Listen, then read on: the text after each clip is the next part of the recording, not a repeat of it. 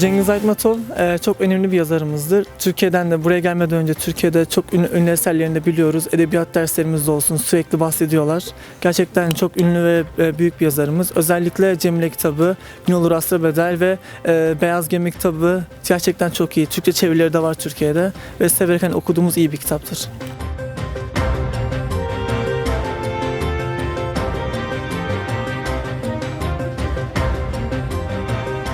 Бұл университет аябай қызықты университет.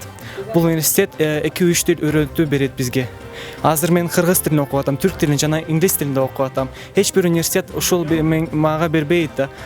Ушул курстары жана бұл университет бізге биздин келечегибизди берет.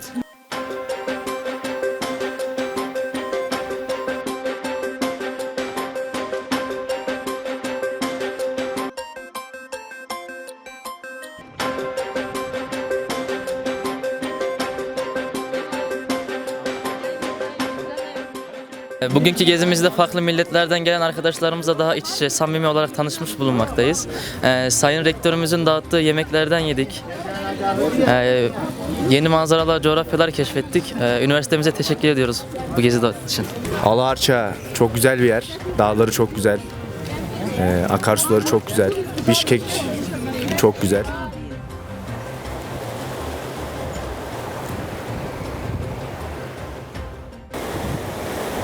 Жыл сайын Манас университеті атайын шет өлкөдөн келген студенттер үчүн экскурсия уюштурулуп келет. Ал эми бул жылы бүткүл дүйнөлүк тазалык күнүнө дал келип отурат. Биздин студенттерибиз эс алуу менен бирликте тазалык ишин дагы биргеликте жүргүзүшүдө.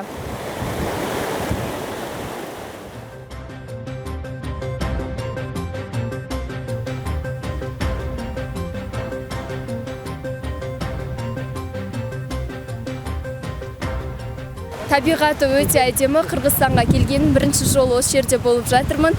Аларча қатты ұнады маған. Достарыма да қатты ұнап жатыр. Көп суретке түсіп, көп демалып жатырмыз.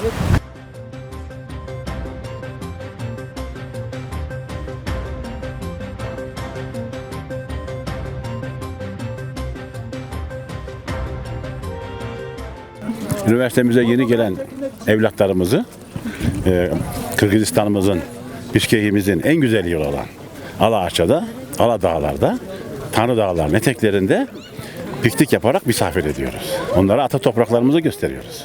Onlara en kalbi sevgilerimizle sevgilerimizi sunarak topraklarımıza, ata yurtlarına hoş geldiniz diyoruz.